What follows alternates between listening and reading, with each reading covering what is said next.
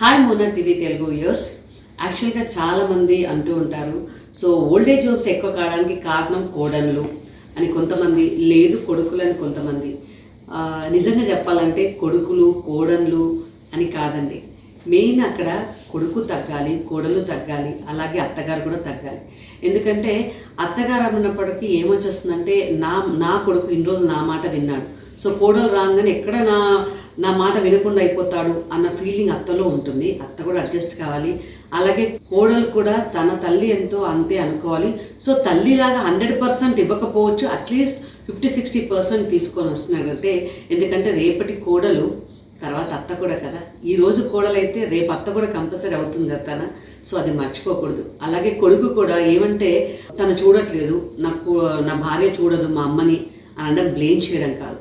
నీకు తల్లిని కాబట్టి, నీ తల్లి కాబట్టి నువ్వు ఫస్ట్ చూసుకోవాలి. నీ భార్యని సపోర్ట్ చేయాలి, కాదని అనట్లేదు, కానీ తల్లిని కూడా సపోర్ట్ చేయాలి. ఇద్దరిని బ్యాలెన్స్ చేసుకున్నట్టయితేనే ఆ కొడుకు ఆ ఇద్దరి మధ్యలో సతమతం కాకుండా ఉంటాడు. సో కొడుకులు మీరు కొంచెం గుర్తుపెట్టుకోండి, మీ తల్లి మొదటి నుంచి మీతో ఉంది, సో భార్య మధ్యలో వస్తుంది.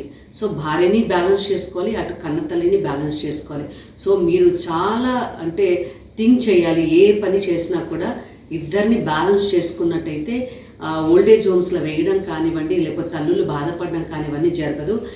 కొంతమంది కూడా అంటారు, ఈ ఓల్డేజ్ హోమ్స్ కారణం ఏంటంటే పిల్లలు విదేశాల్లో ఉండడం, అంటే మనం విదేశాలని యాప్ చేసుకుంటున్నాము ఆ కల్చర్ని అని. విదేశాల కల్చర్ యాప్ చేసుకోవచ్చు, కానీ తల్లిదండ్రులు అనేవాళ్ళు మనకి మూలమండి.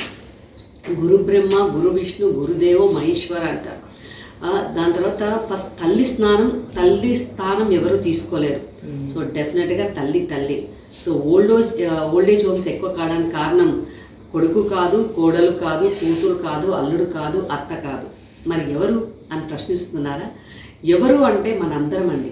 అక్కడ సొసైటీ, అలాగే పిల్లల పెంపకంలోనే తల్లి చెప్పాలి కంపల్సరీగా. నువ్వు ఒకరింటికి వెళ్తావు, నేనెంతో తన కూడా అంతే అని తల్లి నేర్పించాలి. అలాగే కొడుకు కూడా తల్లి చెప్పాలి, బాబు మీ భార్య వచ్చిన తర్వాత నన్ను కొంచెం పక్కన పెట్టినా పర్వాలేదు, భార్య మాట అంటే భార్యకి రెస్పెక్ట్ ఇవ్వండి. ఎందుకంటే ఎన్నో ఇల్లులు దాటి అంటే తన ఫ్యామిలీని అందరినీ వదిలేసి మన దగ్గరకు వస్తుంది కాబట్టి డెఫినెట్గా మనం తనను చూసుకోవాలి. సో నువ్వు బ్యాలెన్స్గా ఉండాలి, తన ముందు నన్ను కోపడద్దు, నా ముందు తనను కోపడద్దు. సో హ్యాపీగా ఉండాలి అంటే ఇవన్నీ పాటించండి. డెఫినెట్గా ఓల్డేజ్ హోమ్స్కి పోయే బాధ ఉండదు. కొడుకులందరూ, కోడళ్ళందరూ, కూతుర్లు, అల్లుళ్ళు, అగలే అత్తలు అందరూ హ్యాపీగా ఉంటారు. Thank you.